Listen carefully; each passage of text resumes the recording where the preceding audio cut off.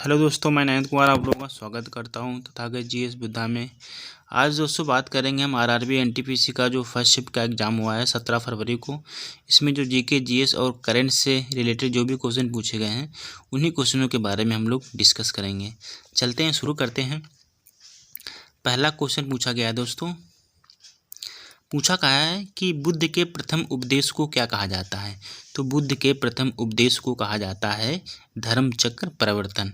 बात करते हैं बुद्ध से और भी क्वेश्चन, जैसे बात करते हैं कि बुद्ध ने प्रथम उपदेश कहाँ दिए, तो सारनाथ में दिए। और बुद्ध ने सबसे ज़्यादा उपदेश कहाँ दिए, तो श्रावस्ती में दिए हैं। और बुद्ध को जब ज्ञान प्राप्त हुआ था उसे क्या कहा जाता है, तो निर्वाण कहा जाता है। और बुद्ध के जब उनकी मृत्यु हुई थी तो क्या कहा जाता है दोस्तों, महापरिनिर्वाण। और बात करते हैं जब उन्होंने गृह त्याग दिया था तब क्या कहा जाता है उसे, तो कहा जाता है महानिष्क्रमण। ठीक है। दूसरा क्वेश्चन पूछा गया था दोस्तों कि शतरंज में 2020 का युवा ग्रैंड मास्टर कौन बना। तो आपको पता होगा डी गुकेश बने हुए हैं। इनकी आयु कितनी है दोस्तों, तो इनकी आयु है 12 वर्ष। ठीक, 12 वर्ष की आयु में यह ग्रैंड मास्टर बने हुए हैं। ठीक है, शतरंज के 2020 का। ठीक, उसके बाद क्वेश्चन पूछा गया है दोस्तों, कॉन्स्टिट्यूशन से पूछा गया है कि अनुच्छेद 243 सी किससे संबंधित है। तो अनुच्छेद 243 जो है सी किससे संबंधित है, तो पंचायती राज व्यवस्था से संबंधित है। बात करते हैं कि पंचायती राज व्यवस्था की सबसे पहली बार शुरुआत कहाँ की गई थी, तो राजस्थान में और नागौर जिले में, राजस्थान के नागौर जिले में की गई थी। किसने की थी, तो जवाहरलाल नेहरू ने की थी। ठीक है। दूसरा क्वेश्चन पूछा गया है, एक पुस्तक पूछी गई है दोस्तों,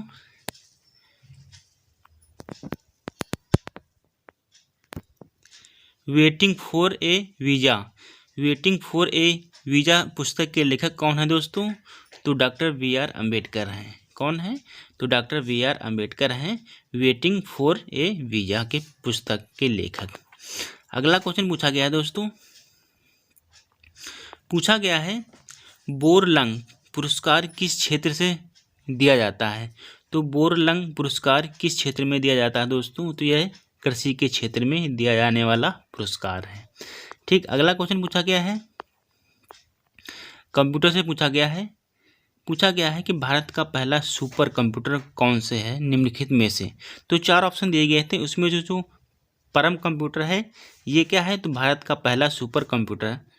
ठीक है, तो भारत का पहला सुपर कंप्यूटर कौन है दोस्तों, तो परम कंप्यूटर है।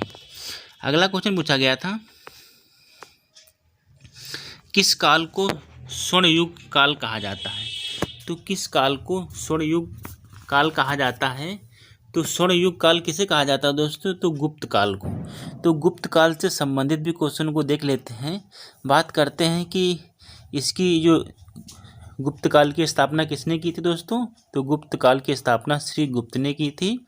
और इसकी राजधानी क्या थी, तो पाटलिपुत्र इसकी राजधानी थी। ठीक है। अगला क्वेश्चन पूछा गया है दोस्तों,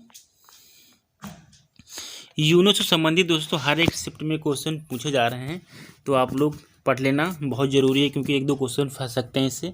ठीक, तो इसमें जो पूछा गया है दोस्तों, तो संयुक्त राष्ट्र संघ यूनो का जो 193 जो देश था सदस्य, वह कौन बना हुआ था। तो 193वां जो देश है वह कौन सा था दोस्तों, तो दक्षिण सूडान। ठीक है, 193 नंबर का जो सदस्य बना हुआ है यूनो का वह कौन है, तो दक्षिण सूडान बना हुआ है। बात करते हैं कि यूनो की स्थापना कब हुई थी, तो 24 अक्टूबर 1945 को। इसका मुख्यालय कहाँ है, तो न्यूयॉर्क अमेरिका में है। और बात करते हैं कि इसकी आधिकारिक भाषा कितनी है, तो 6 हैं। और कार्यालय की भाषा कितनी है दोस्तों, तो 2 हैं, अंग्रेजी और फ्रेंच।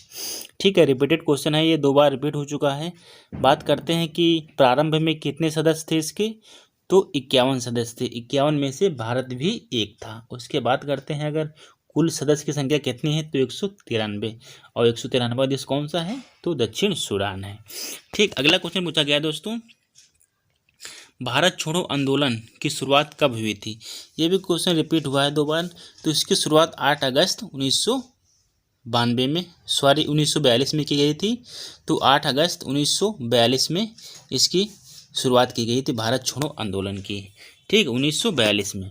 और बात करते हैं कि यही एक आंदोलन ऐसा था जिसने इस आंदोलन का नेतृत्व किसी ने नहीं किया था। ठीक है, ये भी आपको याद रखना है कि इस आंदोलन का नेतृत्व किसी ने नहीं किया था। और दूसरा क्वेश्चन पूछा गया है कि लिंगराज मंदिर कहाँ पर स्थित है। तो लिंगराज जो मंदिर है दोस्तों कहाँ स्थित है, तो यह स्थित है उड़ीसा भुवनेश्वर में। ठीक, कहाँ पर, तो उड़ीसा भुवनेश्वर में यह स्थित है।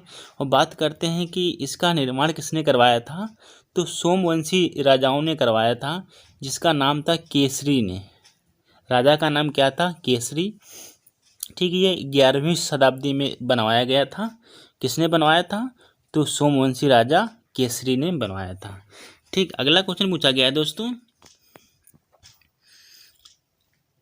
योजना संबंधित पूछा गया है कि हृदय योजना किस राज्य में शुरू की गई थी। तो आपको पता होगा गुजरात राज्य में यह शुरू की गई थी। इसमें कुल 12 शहरों को शामिल किया गया था। ठीक है, कितने शहरों को शामिल किया गया था, 12 शहरों को शामिल किया गया था।